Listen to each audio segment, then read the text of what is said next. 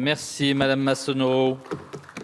La parole est à Monsieur Olivier Falorni pour le groupe radical, républicain, démocrate et progressiste pour 10 minutes.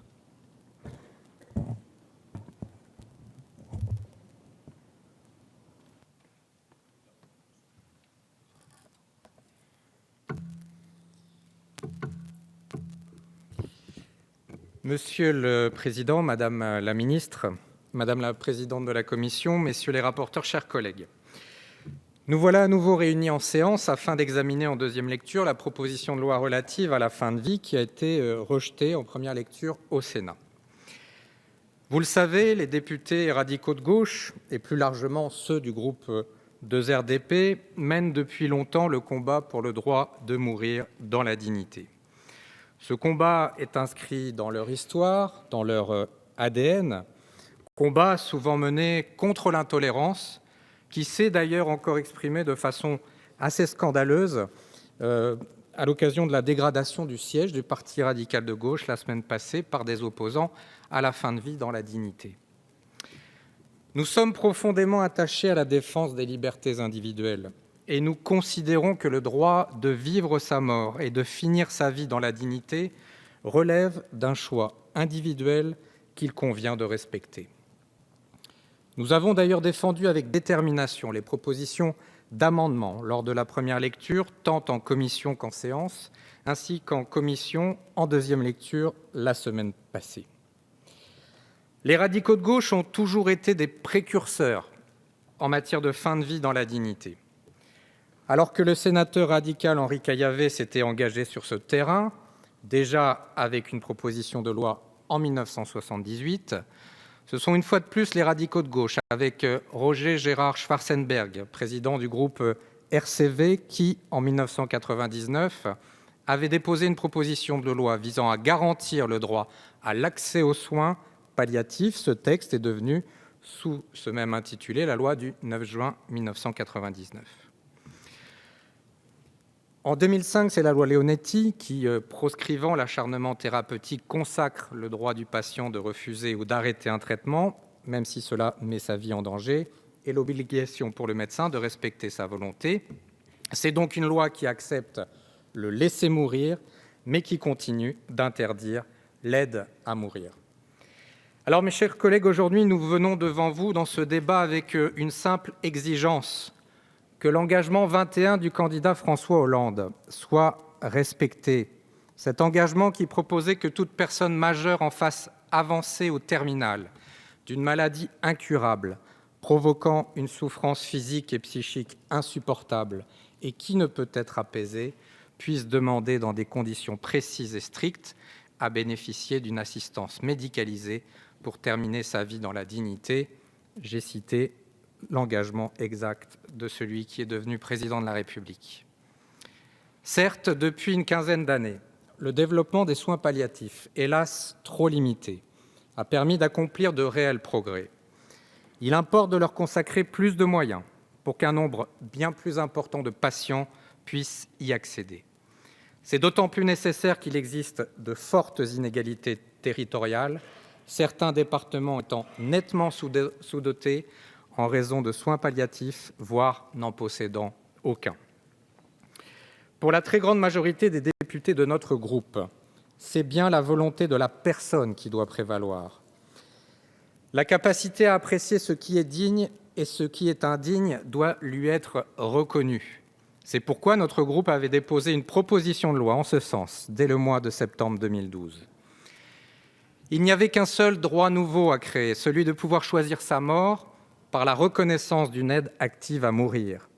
Pourtant, nous étions nombreux en première lecture, quelques 150 parlementaires radicaux de gauche, écologistes, socialistes, à avoir déposé un même amendement visant à introduire le droit à bénéficier d'une assistance médicalisée active à mourir, relayant ainsi le souhait exprimé par l'immense majorité de nos concitoyens.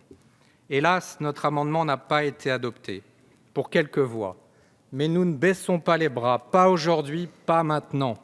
C'est la raison pour laquelle nous avons redéposé cet amendement. Nous avons d'ailleurs été les seuls en commission à le redéposer pour cette deuxième lecture. Notre amendement vise à introduire le droit à bénéficier d'une assistance médicalisée active à mourir.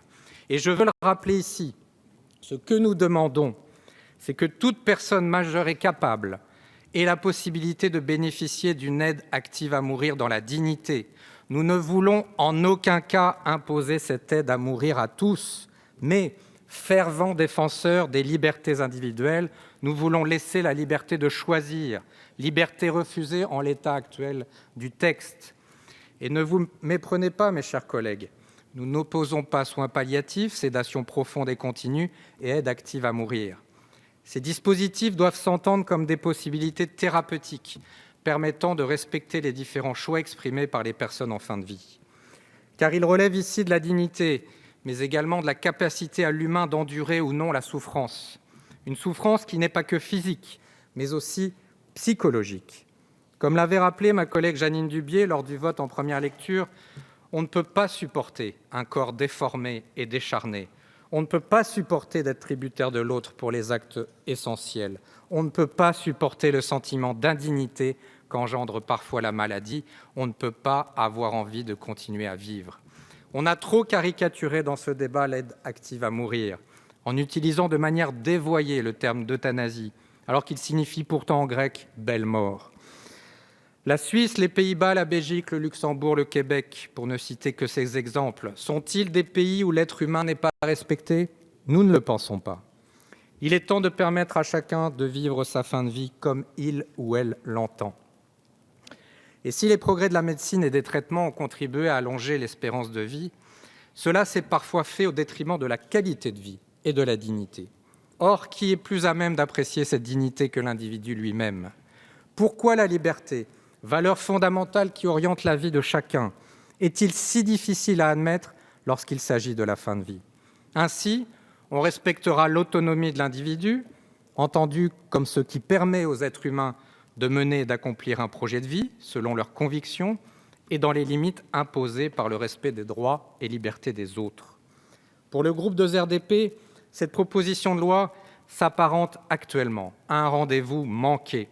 Et cette proposition contenue dans ce texte ne nous semble pas être à la hauteur de l'enjeu. Pour nous, ce texte reste ambigu, alors que sur ce sujet, nos concitoyens ont besoin de clarté, de transparence, puisqu'il émet des propositions à minima et ne règle pas la question de l'euthanasie ou du suicide médicalement assisté. Pour nous, le terme « sédation profonde et continue » ne va pas assez loin, car si on laisse la personne s'endormir et mourir, cela peut, avec les dispositions contenues par ce texte, prendre du temps.